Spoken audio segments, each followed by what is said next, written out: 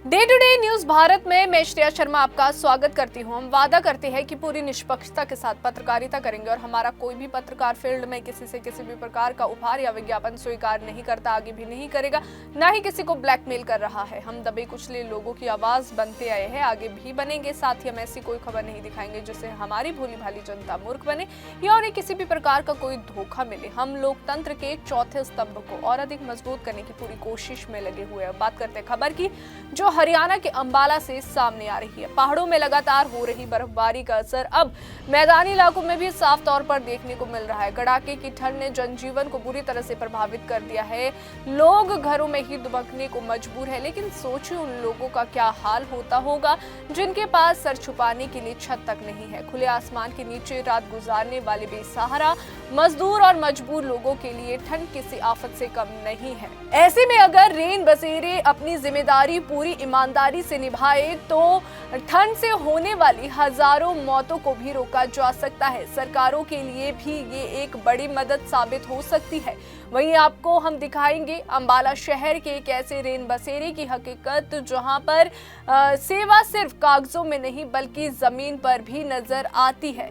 तो आप देख सकते हैं तस्वीरों में रेन बसेरे का रियलिटी चेक, और जो कुछ भी यहाँ पर देखा जा रहा है वे वाकई दिल को छूने वाला है। पहाड़ों में हो रही भारी बर्फबारी और मैदानी इलाकों में चल रही सर्द हवाओं ने लोगों को ठिठुरा कर रख दिया है। तापमान में लगातार गिरावट दर्ज की जा रही है और ठंड से बचने के लिए लोग जो है अलाव, गर्म कपड़े और हीटर का सहारा लेते हुए नजर आ रहे हैं। लेकिन उन गरीब और बेसहारा लोगों के पास ये सहूलतें भी नहीं है जिनके पास रात गुजारने के लिए कोई सुरक्षित ठिकाना नहीं होता।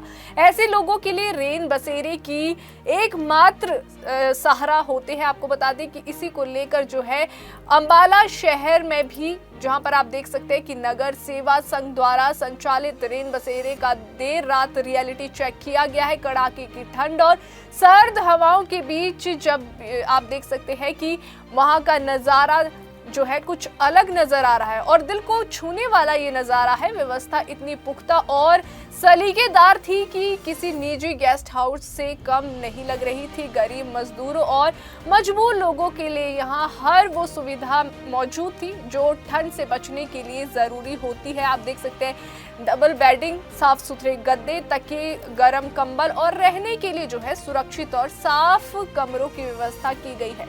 ठंड से राहत देने के लिए शाम की चाय भी यहाँ पर उपलब्ध है और साथ ही आपको बता दें कि सुबह शाम गर्म भोजन भी यहाँ पर बेहतरीन व्यवस्था उसकी दी जा रही है। रेन बसेरे में रह रहे लोग यहाँ की व्यवस्थाओं से बेहद संतुष्ट नजर आए। साथ ही आपको बता दें कि उनके चेहरे पर संतोष और राहत साफ झलक रही थी। उनका कहना था कि नगर सेवा संघ द्वारा निःशुल्क चलाया जा रहा है ये रेन बसेरा उनके लिए किसी वरदान से कम नहीं है, खासकर इस कड़ाके की ठंड में। मैं अभय अवस्थी हूँ। मैं यहाँ पे अंबाला शहर पे आया हुआ हूँ। रेन बसेरा में मैं रुका हुआ हूँ और यहाँ पे काफ़ी अच्छे प्रबंध हैं। चाय टाइम से मिल जाता है और यहाँ पे शाम को खाने का भी प्रबंध किया जाता है 9 बजे से, और बिस्तर साफ सुथरे यहाँ मिलते हैं। रात में सोने की व्यवस्था अच्छी है और कोई इसका शुल्क नहीं लिया जाता है। टाइम टाइम पे यहाँ पे ख्याल भी रखा जाता है, साथ से साथ की पूरी सुविधा दी जाती है। मैं यहाँ से खुश हूँ।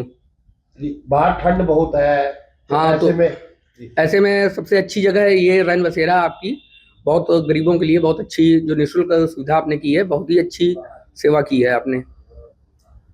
इसी तरह एक अन्य शरणार्थी ने भी रेन बसेरे की व्यवस्थाओं की जमकर तारीफ की और कहा कि यहाँ उन्हें इंसान होने का एहसास भी होता है। क्या कुछ कहता है दूसरा शरणार्थी, आइए सुनते हैं। सर, मेरा नाम गुरमीत सिंह है। सर, मैं जंडली का रहने वाला हूँ। सर, रिसेंटली पिछले 15 दिनों से थोड़ा मैं दिक्कत परेशानी में चल रहा था, इसलिए मुझे यहाँ बाहर रहना पड़ रहा था, बाहर अपना अंबाला शहर में।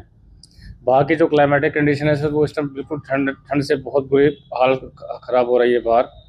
इसलिए सर मुझे किसी मेरे जानकार ने बताया था कि यहाँ रेन बसेरे में आपको रहने, अपना खाने पीने की सुविधा बिल्कुल उपलब्ध कराई जाएगी, जो बिल्कुल सही है सर। बिल्कुल परफेक्ट एकदम कंडीशंस हैं सर, बिल्कुल सही तरीके से हम रह रहे हैं यहाँ पे, और इसके लिए कोई भी अपना हमसे शुल्क कुछ भी नहीं लिया जा रहा है। सब कुछ फ्री ऑफ कॉस्ट है सर। खाना भी दिया जाता है? हाँ जी सर, खाना सर अपना दोनों टाइम दिया जाता है। सुबह ब्रेकफास्ट में चाय भी दी जाती है और इवनिंग में अपना खाना पीना अपना और चाय दोनों अपना टाइम पे अपना उपलब्ध कराई जाती है। उसके लिए कुछ पैसे लिए? वो सर बिल्कुल निःशुल्क है सर, खाना पीना जो है बिल्कुल निःशुल्क।